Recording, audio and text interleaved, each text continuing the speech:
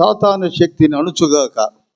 దేవుని నామాన్ని మనం పరిశీలించినట్లయితే ఇక్కడ నిర్గమకాండములో మోషే తన జనాంతో వెళుతూ ఫరో దగ్గరకు వచ్చి, మా దేవుడైన యెహోవా మిమ్మల్ని ఏమడుగుతున్నాడంటే ఇశ్రాయేలు జనాన్ని పంపించుము. ఆ మాటకు ఫరో ఏమంటున్నాడంటే, నేను అతని మాట విని ఇశ్రాయేలును పోనిచ్చుటకు యెహోవా ఎవడు?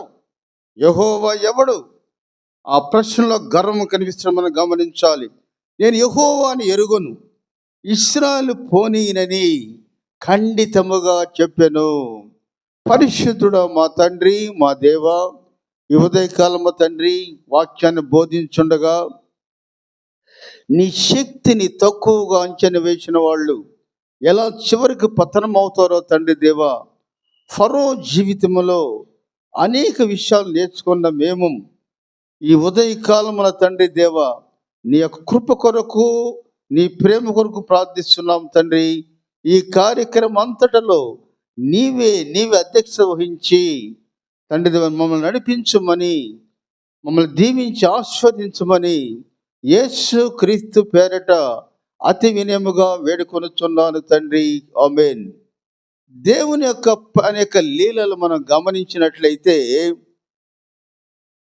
430 సంవత్సరములు ఐగుప్తు దేశములో 30 లక్షల మంది ఇశ్రాయేలీలు బానిసలుగా ఉన్న తర్వాత దేవుడైన యెహోవా తన ప్రజల్ని కాపాడుకుంటున్నాడు. ఎందుకు కాపాడుకుంటున్నాడో తెలుసా? ఇశ్రాయేలు నాకు ఇష్టము, ఇశ్రాయేలీలు నా సేవకులు. నేను అక్కడ జన్మించినటువంటి తత్వంతో యెహోవా దేవుడు ఎన్నో విషయాలు మాట్లాడుతున్నాడు. ఆ యొక్క విషయాన్ని మాట్లాడుతూ యెహోవా మోషేని దైవజనులు లేపినప్పుడు ఫరో ఏమంటున్నాడంటే, ఒక చక్కటి మాట చూద్దాం. But Pharaoh said, who is the lord? Who is the lord? ఎవరు Jehovah? I should obey his voice and also go to the, I don't know who is Jehovah. I am not allowed to go to Israel, to their countries. చక్కటి మాట మాట్లాడుతూ ఉన్నాడు. ఆ జనాన్ని నేను పోనివ్వను, ఆ జనాన్ని నేను వదలను. ఇక్కడ మనం గమనించినట్లయితే ఫరో అంటే సాతానికి గుర్తు. ఫరో అంటే సాతాను గుర్తు. వాడి క్రియలన్నీ కూడా సాతాను క్రియలు ఉన్నట్లుగా మనం గమనించాలి. మనం గమనించినట్లయితే పాత నిబంధన గ్రంథములో దేవుడైన యెహోవా ఇశ్రాయేలుని ఎలా కాపాడాడంటే, నా స్థావరమైన ఇశ్రాయేలు, నా ప్రజలైన ఇశ్రాయేలు అని అనేక విషయాలు చెప్పినట్లుగా మనం గమనించాలి. యెహోవా దేవుడు ఏం చేస్తాడంటే, ఇశ్రాయేలుని కాపాడటానికి, ఆ ప్రజల్ని కాపాడటానికి ఒక పథకం సిద్ధం చేసుకున్నట్లుగా మనం గమనించాలి. నిర్గమకాండం 3వ అధ్యాయం 8వ వచనం. నిర్గమకాండం 3వ అధ్యాయం 8వ వచనం. కాబట్టి ఈ ఐగుప్తు చేతిలో నుండి వారు విడిపించుటకును ఆ దేశములో నుండి విశాలమైన మంచి దేశమునగా కనానీయులకు, హిత్తీయులకు, అమోరీయులకు నివాస స్థానమైన పాలు తేనెలు ప్రవహించు దేశమునకు వారిని నడిపించుటకు నేను దిగి వచ్చి ఉన్నాను. నా ప్రజల్ని కాపాడటానికి, నా ప్రజల్ని విడిపించటానికి నేను ఎక్కడి నుంచి వచ్చాను తెలుసా? పరలోకము నుంచి దిగి వచ్చి ఇశ్రాయేలుని కాపాడుతానని దేవుడు స్పష్టంగా మనం చెప్పినట్లుగా మనం గమనించాలి. యేసు ప్రభు కూడా, యెహోవా దేవుడు కూడా కీర్తనలో ఒక మాట అంటాడు. ఏమిటా మాట చూసినట్లయితే 122వ కీర్తనలో నీకు నాకేం చెప్తున్నాడంటే, 122వ కీర్తన 6వ అధ్యాయం 6వ వచనం, 122వ సంకీర్తన 6వ వచనం. యెరూషలేము యొక్క క్షేమం కొరకు ప్రార్థన చేయుడి.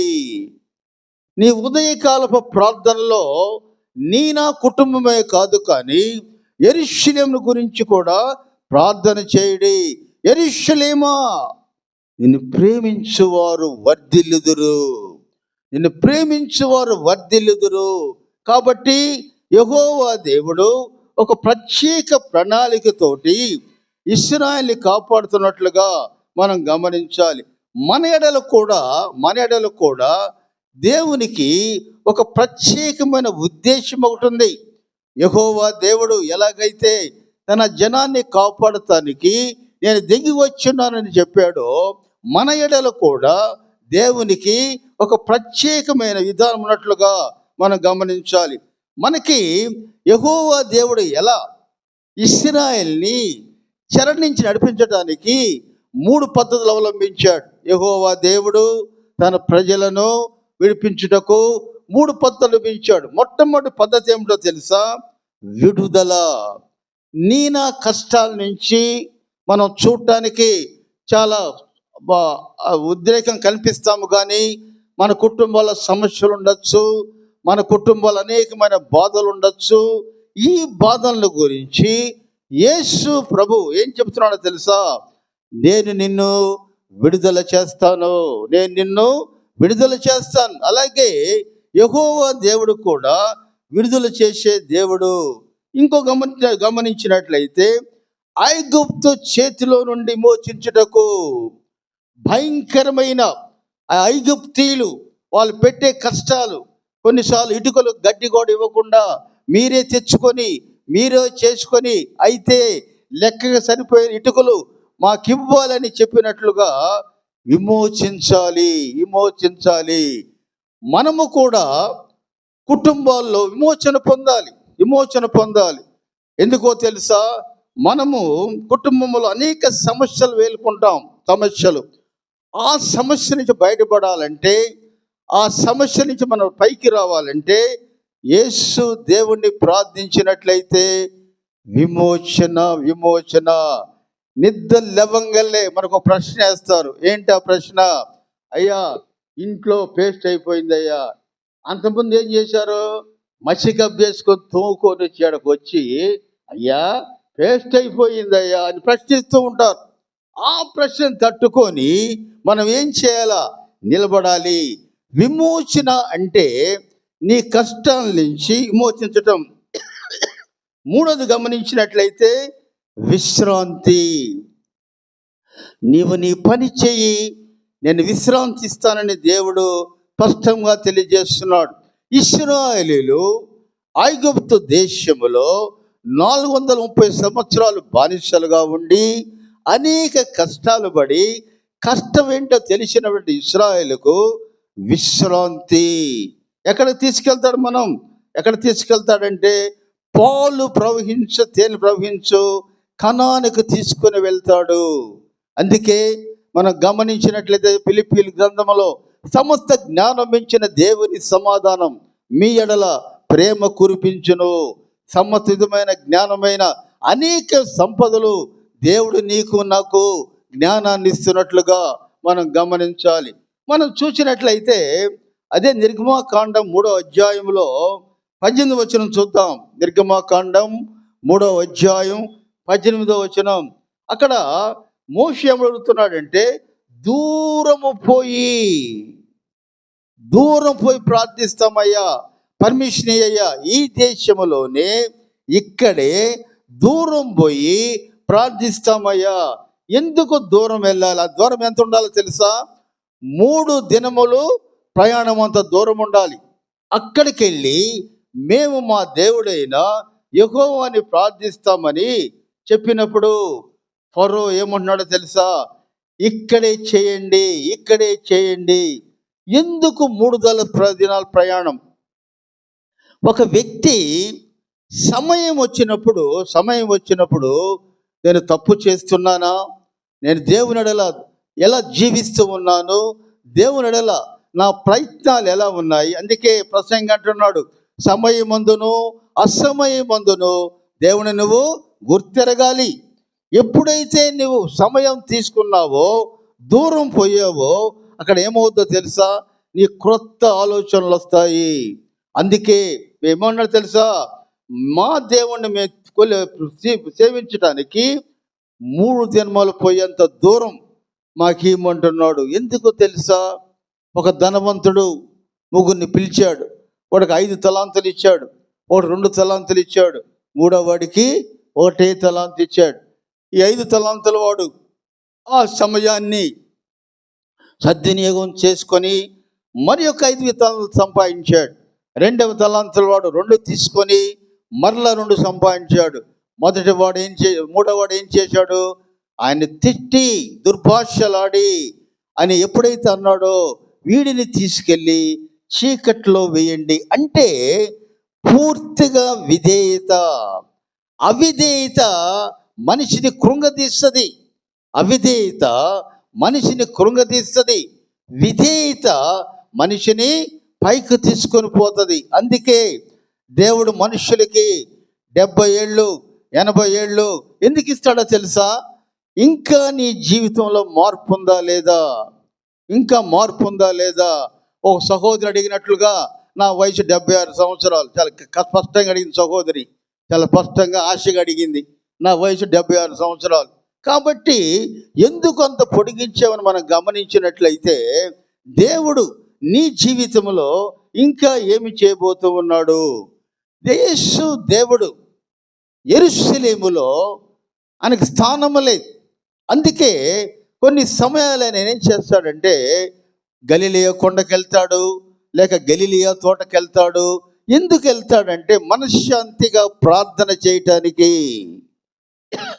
మన లూకా సువార్త 10వ అధ్యాయం 38వ వచనంలో ఒక స్టోరీ చూసినట్లయితే, జరిగిన కథ చూసినట్లయితే, అక్కడ మార్తా, మరియా, లాజరు ముగ్గురు ఉంటారు.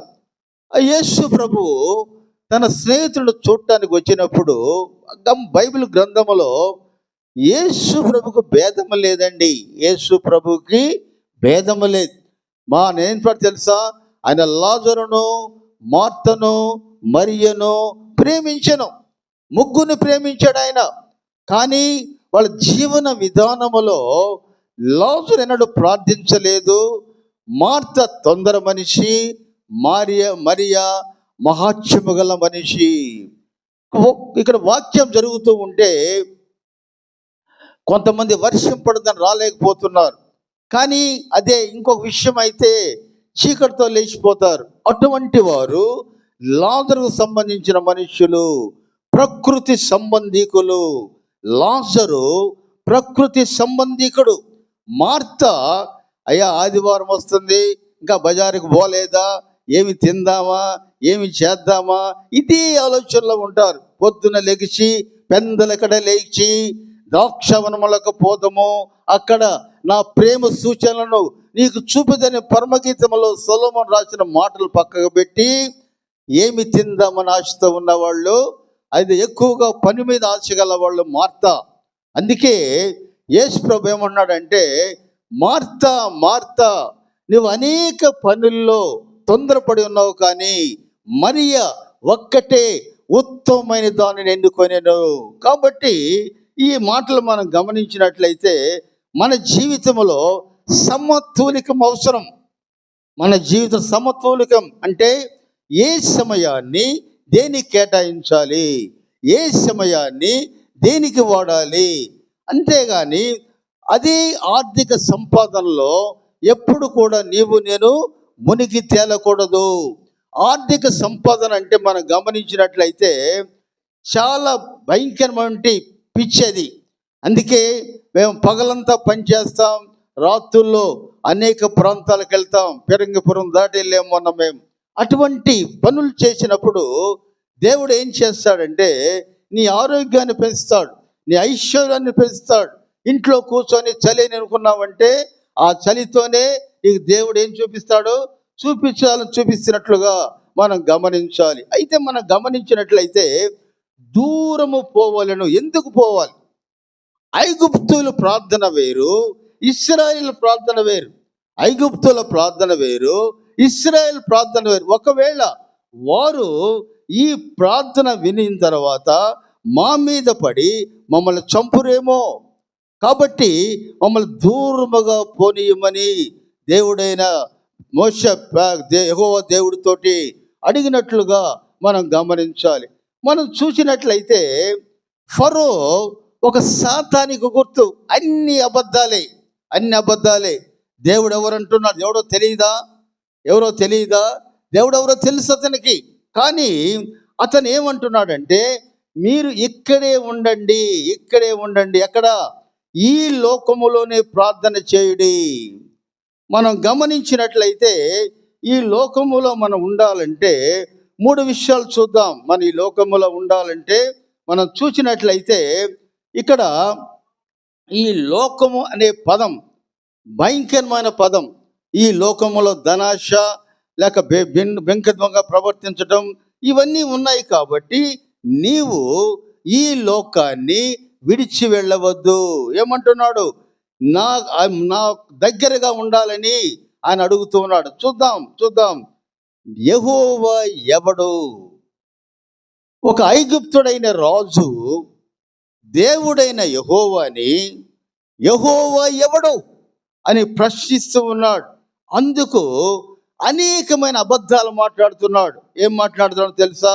మీరు వెళ్ళండి, మీరు ప్రార్థన చేసుకోండి, నా కొరకు కూడా ప్రార్థన చేయండి. మీరు ప్రార్థన చేయండి, మీ దేవుణ్ణి కొలవండి, నా కొరకు కూడా ప్రార్థన. మళ్ళీ ఏమంటున్నాడు? యెహోవా ఎవడో నాకు తెలియదు, నేను యెహోవాని ఎరగలేదు, ఎవరు నాకు అసలు తెలియదు, ఆయన మాటే నేను వినలేదు. కానీ ప్రార్థన మాత్రం చేయమన్నట్లుగా మనం గమనించాలి. అందుకే కష్టాల్లో కూడా యూదులు ప్రార్థన చేశారు. తన సమస్యలో అనేక సమస్యలు ఎదుర్కొంటున్నా కూడా యూదులు ప్రార్థించారు. అపోస్తుల కార్యం, నాకు శోధనలు సంభవించినను కన్నీళ్లు విడిచుచు పూర్ణమైన ఐక్య భావముతో నేను ఎలాగ నా ప్రభువుని సేవించుంటునో మీకే తెలియను. అనేక మంది సంఘ కాపరులు తన కుటుంబంలో భోజనం లేకపోయినా వచ్చిన వారికి భోజనం పెడుతూ చక్కటి సేవ చేస్తూ ఉన్నారు. వాళ్ళ కన్నీళ్ళు మీకు తెలియవు, వాళ్ళు ఎంత కష్టంలో ఉన్నారో కూడా మీకు తెలియదు. కాబట్టి మా మీద, మా దేవుని మీద ప్రార్థించడానికి మమ్మను పంపుము. నిర్గమాకాండం 3వ అధ్యాయం 12వ వచనం చూద్దాం. నిర్గమాకాండం 3వ అధ్యాయం 12వ వచనం. నీవు ఆ ప్రజలను ఐగుప్తులో నుండి తోడుకొని వచ్చిన తర్వాత ఈ పర్వతం మీద సేవించదము. కానీ మనం సేవించేదని మనం గమనించినట్లయితే ఆయన మాటల్లో నిజాయితీ లేదు, ఆయన మాటల్లో స్పష్టమైన హామీ లేదు. కాబట్టి ఆయన ఏమంటున్నాడంటే, మీరు ఇక్కడే ఉండి దేవుణ్ణి సేవించండి. ఐగుప్తులో సేవించడం వేరు, దూరం అరణ్యంలోకి వెళ్ళి సేవించడం వేరు. కానీ మోషే అందుకు అంగీకరించలేదు. గమనిద్దాం. నిర్గమాకాండం 8వ అధ్యాయం 25వ వచనం చూద్దాం.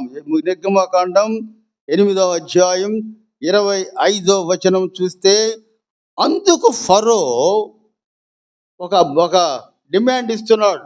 అందుకు ఫరో మోషే అహరోనును పిలిపించి, మీరు వెళ్ళి ఈ దేశములో మీ దేవునికి బలి అర్పించను చెప్పగా, మోషే ఏమంటే, అట్లు చేయ తగదు, వినను నేను. ఈ లోకములో, ఈ యొక్క ఐగుప్తు దేశములో నేను ప్రార్థన చేయను. Then the Pharaoh called Moses and Aaron and said to them to go to pray the God in the world of Egypt. ఈ దేశంలోనే ప్రార్థించండి. దానికి మోషే అంగీకరించలేదు. ఈ దేశము అంటే ఈ లోకం, ఈ దేశం అంటే ఈ లోకం. ఈ లోకాన్ని గురించి కానీ దూరం పోవద్దు, మరియు నా కొరకు వేడుకొనుడి. కండిషన్, ఏమి కండిషనో తెలుసా? దూరం పోవద్దు, అయితే నా కొరకు ప్రార్థన చేయుడి. ఇక్కడ ఎలా ఉందంటే, అరణ్యములో మీ దేవుడిని యెహోవాకు బలి అర్పించండి, కానీ దూరం పోవద్దు. దూరం పోతే ఆలోచనలు వస్తాయి, దూరం పోతే వ్యతిరేకమైన భావాలు వస్తాయి, దూరం పోతే ఇంకో ఆలోచనలు వస్తాయి. ఈ దేశం తప్పించుకునే మార్గాన్ని వాళ్ళు వెతుకుతారేమో అని చెప్పి ఆయన ఏమన్నాడు తెలుసా? వెళ్ళండి, కానీ దూరం మాత్రం వెళ్ళొద్దు. ఈ తూర్పాలం దాటి కొత్తపల్లి బచ్చను కూడా పోకూడదు, ఇక్కడే ప్రార్థన చేయండి అని చెప్పినట్లుగా దూరం పోవద్దని స్పష్టంగా చెప్పినట్లు మనం గమనించాలి. అదే మనం చూద్దాం నిర్గమాకాండం 10వ అధ్యాయం 11వ వచనం. ఇంకో కండిషన్ పెడుతున్నాడు, మీరు వెళ్ళండి, ఓకే మీరు వెళ్ళండి, అయితే పురుషులు మాత్రమే వెళ్ళి యెహోవాను సేవించాలి, మీ పిల్లలు పోకూడదు అని వారితో ఇంకొక డైలాగ్ చెప్పాడు. మొట్టమొదటిసారి ఏం చెప్పాడు? దూరం పొమ్మన్నాడు. రెండోసారి ఏం చెప్తున్నాడు? మీ పిల్లలు వద్దు, ఓన్లీ మీరు మాత్రమే వెళ్ళి నాకు చూద్దాం, పురుషులైన మీరు మాత్రం వెళ్ళి యెహోవాను సేవించుడది మీరు కోరిన అదే కదా అని వారు అనగా ఫరో సముఖము నుండి వారు వెళ్ళగొట్టబడిరి. ఒప్పుకోలేదు. ఎందుకు ఒప్పుకోలేదు? మనం చూసినట్లయితే అదే అధ్యాయం 24వ వచనంలో ఇంకో డైలాగ్ చెప్తున్నాడు. 24వ అధ్యాయంలో 10వ అధ్యాయం నిర్గమాకాండం 10వ అధ్యాయం 24వ వచనం. అక్కడ ఏమన్నాడు తెలుసా? ఫరో మోషేను పిలిపించి, మీరు వెళ్ళి యెహోవాను సేవించుడి, మీ మందలు పశువులు మాత్రమే ఉండవలను, మీ బిడ్డలతో మీరు వెళ్ళవచ్చును. ఇక్కడ మా ఇంట్లో ప్రార్థన పెడతాం రాత్రి అంతా, కానీ భోజనం మాత్రం పెట్టాం. మనం పోయేదే దానికోసమైంది, అది లేకపోతే అట్ట. ఇక్కడ ఏమంటున్నాడు? మీరు వెళ్ళండి, మీ పశువులు మాత్రం ఇక్కడే ఉండాలి. పశువులు లేకుండా బలి ఎలా అర్పిస్తాడు? పశువులు లేకుండా బలి ఎవరు అర్పిస్తారండి? పశువులు ఉండాలి. అందుకు మోషే ఏమంటున్నాడు తెలుసా? మా పశువులు మాతో కూడా రావాలెను, మా దేవుడైన యెహోవాకు సేవించుటకు వాటిలో నుండే తీసుకొని వలెను. చక్కటి మాట. మా యొక్క జంతువుల నుంచి మేము తీసుకెళ్ళాలి అని చెప్పినప్పుడు ఫరో ఎవడు?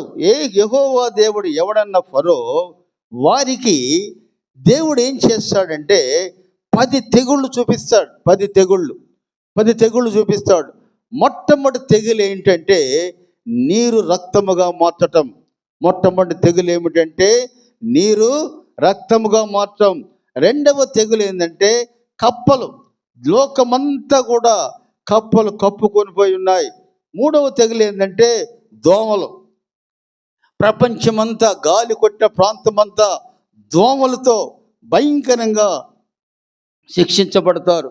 కాబట్టి 4వ ప్రశ్న ఏంటంటే ఈగలు భయంకరంగా హింసిస్తాయి మనల్ని. ఆ కుటుంబంలో ఈగలు వచ్చేసి ఆ యొక్క ఐగుప్తుల్ని భయంకరంగా శిక్షించినట్లుగా గమనించాలి. 5వ తెగులు వారి పశువుల మంద మొత్తం కూడా చనిపోవాలి. ఇశ్రాయేలు పశువుల మంద ఉంటుంది, కానీ ఐగుప్తుల పశువుల మంద మాత్రము ఉండదు. 6వది కురుపులు.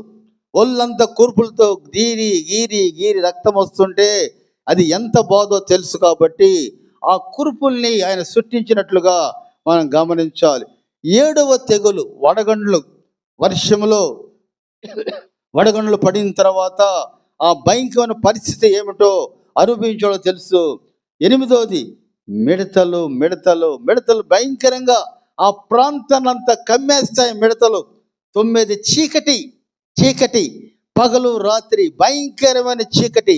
ఆ చీకటిలో అనేక అసంఘిక కార్యక్రమాలు జరుగుతాయి. కాబట్టి ఆ చీకట్లో ఎవరు చంపుతారో తెలియదు. కాబట్టి ఆ చీకట్లో ఎలా జీవించాలో తెలియదు. కాబట్టి ఆ చీకటి ద్వారా ఐగుప్తుల్ని కష్టపడినట్లుగా మనం గమనించాలి.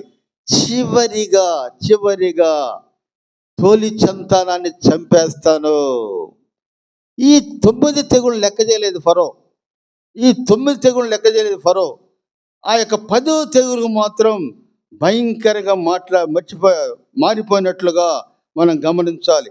ఎలా ఉందో తెలుసా ఆ తెగులు?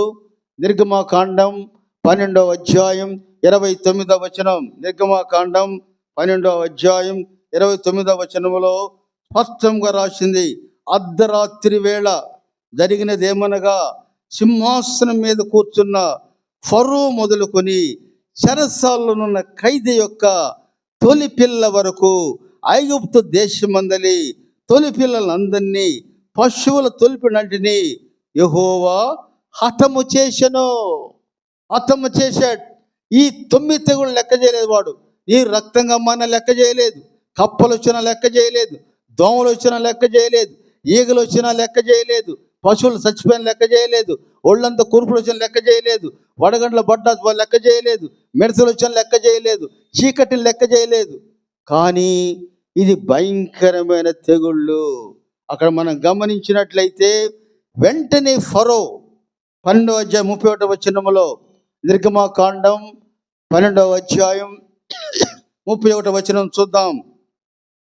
ఆ రాత్రి వేళ ఫరో మోషే పిలిపించి వారితో, మీరును ఇశ్రాయేలును లేచి నా ప్రజల మధ్య నుండి వెళ్ళిపోడి, మీరు పోయినట్లు యెహోవాను సేవించుడి, మీరు చెప్పినట్లు మీ మందలను మీ పశువులను తీసుకొని పోవుడి, అయితే నన్ను దీవించుడి. ఇక్కడ సమస్య చూద్దాం. Who is the god of Jehovah? Jehovah ఎవడు? ఆయన పేరు నేను వినలేదు, ఆయన మాట నేను వినలేదు, ఆయన ఎవరో నాకు తెలియదు అని చెప్పినటువంటి ఫరో, నా కొరకు ప్రార్థన చేయుడి.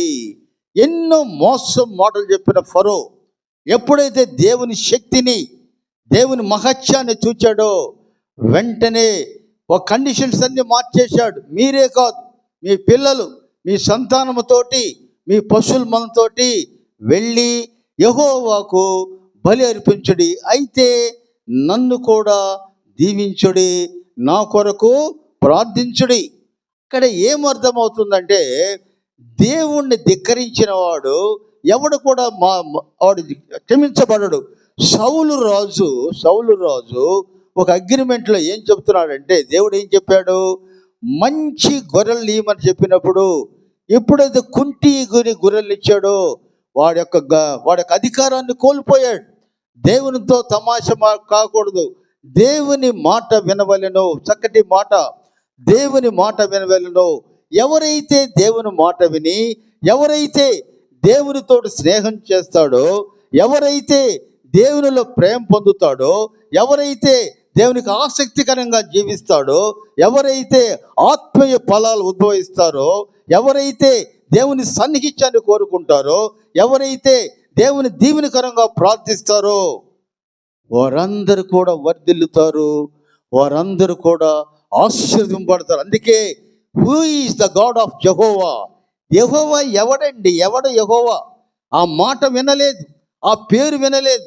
ఎప్పుడైతే వాడికి ఆ యొక్క 10 తెగుళ్ళు తగిలియో, దిమ్మ తిరిగి దేవుడిని యెహోవాని వాళ్ళ ప్రజలను కూడా పంపించి, పాలు తేనెలు పారినటువంటి కనాను ప్రాంతానికి వాళ్ళని పంపించి, తప్పు తెలుసుకొని నా కొరకు ప్రార్థన చేయుడి, నన్ను దీవించుడి. ఈ విషయాలు మనకేమర్థమవుతుందంటే, మన లోకములో మనం ఎంత అనుకుంటాం, మనకింత స్టేటస్ ఇచ్చాడు దేవుడు, మంచి కారుల్లో మంచి వాహనాలు తిరుగుతూ ఉన్నాం. దేవుడు మనల్ని ఎంత దీవించినా కూడా, నువ్వు కారు ఎక్కేటప్పుడు కానీ లేక పని చేసేటప్పుడు కానీ ఒక్కసారి దేవా నీ కృప వలన, నీ దయ వలన నేను ఇలా ఉన్నాను ప్రార్థిస్తూ ఉన్నావా? భోజనం ముందు పెట్టుకొని ముందు ఏమేం తినాలి అలా ఆలోచిస్తున్నావు, కానీ ఒక్కసారి ఆహారం ఇచ్చిన దేవుణ్ణి ఎక్కడైనా గుర్తించావా? ఉదయకాలమున ప్రశ్నిస్తున్నాడు దేవుడు, అన్ని నేనే ఇస్తున్నాను, నా కృప లేకుండా, నా ప్రేమ లేకుండా నువ్వు ఈ లోకంలో జీవించలేవు. ఆ కృపని, ప్రేమను పొందాలని ఫరో తన జీవితంలో చేసిన తప్పును తెలుసుకొని, ఎవరు యెహోవా అన్నటువంటి ఫరో చివరికి నా కొరకు ప్రార్థన చేయుడి, నన్ను దీవించుడి. మన జీవితాల్లో కూడా మరి ఎక్కువగా ఆలోచించకుండా యెహోవా ఇచ్చినటువంటి ఆత్మని కాపాడుకుంటూ, ఆయన సన్నిధిలో మోకరించి, ఆయన చెప్పిన మాటలు అనుసరించుచు దేవుణ్ణి ప్రేమించేవారు దేవుడు కాపాడుతాడు. దావీదు ఎక్కడికి వెళ్ళినా యెహోవా అతనిని కాపాడుచుండెను. అబ్రహాం, ఇస్సాకు సంతానాన్ని దేవుడు కాపాడాడు. 100 సంవత్సరములో కుమారుని అనుభవించాడు. అటువంటి దేవుడు మన నిజ దేవుడు కాబట్టి, మన ప్రార్థనలో దేవుణ్ణి ప్రార్థించి ఆయన మెప్పు మేలు పొందాలని, ఈ సంఘము కూడా అలా వర్ధిల్లాలని కోరుకుంటూ ఈ కొద్ది మాటలతో ముగిస్తున్నాను. ప్రార్థన చేసుకుందాం. కృపా సత్యవంతుడైన దేవా, యేసు నాయన మా తండ్రి, ఈ ఉదయకాలము తండ్రి దేవ, గర్విష్ఠుల యొక్క నాశనాన్ని వర్ణించావు తండ్రి. Pride goes before డిస్ట్రిక్షన్, pride goes before డిస్ట్రిక్షన్. గర్వము నాశనానికి మూలం తండ్రి దేవ. ఫరో గర్వించాడు, నేను రాజుని, ఐగుప్తు రాజుని. ఎవరు యెహోవా, ఎవడు యెహోవా? గర్వించిన ఫరోకి నీ మహత్యాన్ని, నీ 10 తెగుళ్ళు చూపించిన తర్వాత, మీరు వెళ్ళుడి, పిల్లల్ని తీసుకుని వెళ్ళుడి, పశువులు తీసుకుని వెళ్ళుడి, నా కొరకు ప్రార్థించుడి అని చెప్పిన ఫరో గురించి మనం ఆలోచించినట్లయితే, ఫరో ఈ లోకానికి ఆదర్శుడు, ఫరో సాతానికి గుర్తు. ఈ సాతాన్ని మనం జయించాలంటే, ఈ సాతాన్ని మనం అణగదొక్కాలంటే మనం ఏం చేయాలో తెలుసా? మనం దేవుని సన్నిధిలోకి రావాలి, గర్వాన్ని అణుచుకోవాలి, దేవుడు ఎవరో గుర్తించుకోవాలి. యెహోవా దేవా, నీకు వందనాలయ్యా, రాత్రంతా కాపాడు, పగులు మళ్ళా కాపాడు ప్రార్థించి బిడ్డలుగా దేవుడు మనల్ని ఆశీర్వదించాలని, దేవుడు మన కుటుంబాలను ఆదరించాలని, దేవుడు మనతో స్నేహితుడిగా ఉండాలని దావీదు అంటున్నాడు, నా స్నేహితుడా అని. అలాగే మనతో కూడా దేవుడు అనేటువంటి భాగ్యాన్ని కలిగి ఉండాలని, దేవుణ్ణి గుర్తెరగాలి, నిజ దేవుని గుర్తెరగాలి, ఆయన మాటలు వినాలి, ఆయనతో సంబంధం ఏర్పరచుకోవాలి, ఆయన స్వరాన్ని వినాలి. ఆయన ప్రేమలో కడగబడిన తర్వాత దేవుడు మన కుటుంబాలను దీవిస్తాడు. అటువంటి భాగ్యం మనకి, మన వాస్తవులకు, వాక్యం విన్న ప్రతి వారికి కూడా అప్పుడు ఆధిక్యత కలుగు చేయాలని తండ్రి దేవి పాలెంలో ఎవరు కూడా ఆరోగ్య సమస్య లేకుండా, ఆర్థిక సమస్య లేకుండా చక్కగా వాళ్ళని దీవించు తండ్రి. పాలెం చుట్టూ కంచె వేసి కాపాడు తండ్రి. ఇంత చక్కటి కార్యక్రమం నడిపిస్తున్న ఈ శివయ్య బిడ్డల్ని, ఎగ్జిక్యూటివ్ కమిటీని, వాళ్ళ తల్లిదండ్రులను ఆశీర్వాదం దీవించమని యేసు క్రీస్తు పేరట అతి వినయముగా వేడుకొనుచున్నాను తండ్రి. ఆమేన్. దేవుని యొక్క కృపయో, క్రీస్తు యొక్క రక్షణయో, పరిశుద్ధాత్మ అన్యోన్య సహకారము ఇక్కడ కూడిన ప్రతి బిడ్డకు, వాళ్ళ కుటుంబాలకు, వాక్యమైన ప్రతి కుటుంబానికి సదాకాలం దీవించి ఆశీర్వదించును గాక. ఆమేన్, ఆమేన్, ఆమేన్. అందరికి వందనాలు.